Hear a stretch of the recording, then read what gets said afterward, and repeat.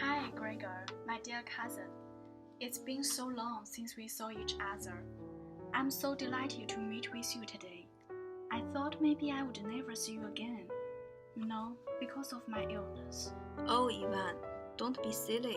You are just slightly infected and will definitely recover from it.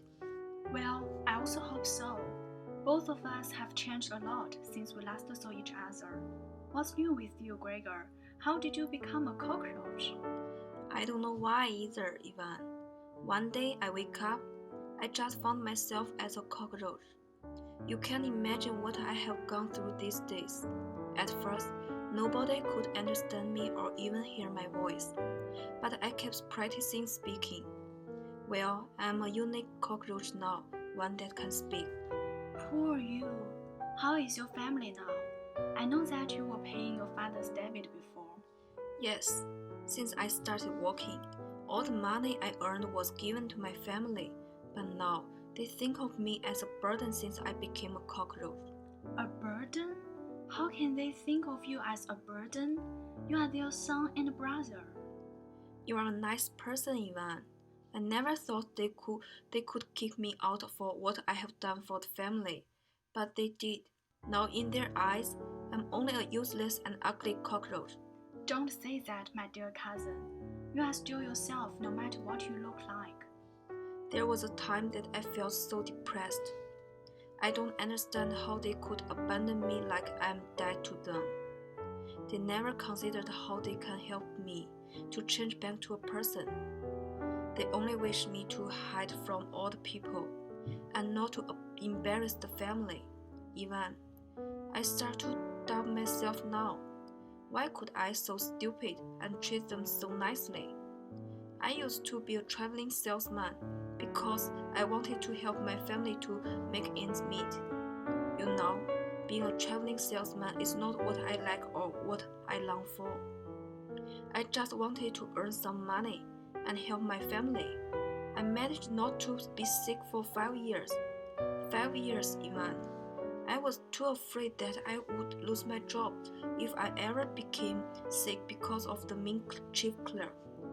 I'm so sorry for you, Gregor. If you had the chance, would you live a different life? Of course, I would choose a different life, Ivan.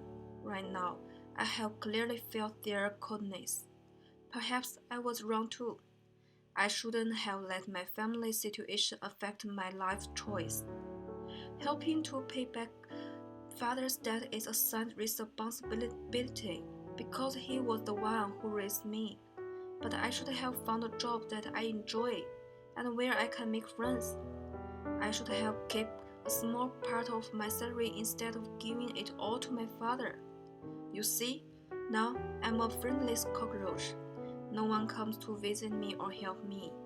If I had friends, I would still have a place to go rather than be homeless. Gregor, don't be so sad. You still have me. But actually, I'm no better than you. I was abandoned by my family and the so-called friends as well. I never expected that I would live in such a lonely life one day. It seemed that I had everything. I had a harmonious family, a decent profession, and a large circle of middle-class friends. What more can a man ask for? But actually, I am miserable. I didn't marry for love. My friends are pretentious. So in a way, I am grateful for this illness. If it didn't happen, I may have continued to live an unhappy life. What do you mean by unhappy life? You are a judge. You are always surrounded by people. You married the proper wife and have a son and daughter. I don't even have a girlfriend. Especially I'm a cockroach now. I can only fantasize about the woman from the magazines. Yes, Gregor. What I used to own may be the things you are pursuing. I also thought those things were what I longed for. I went to a law school as my father expected. I have a decent job so that I am welcomed by my family, unlike my little brother who works in the railway station. I even got a promotion. I went to the parties with my family from time to time.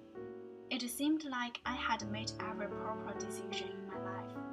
But when I looked back, I feel regretful.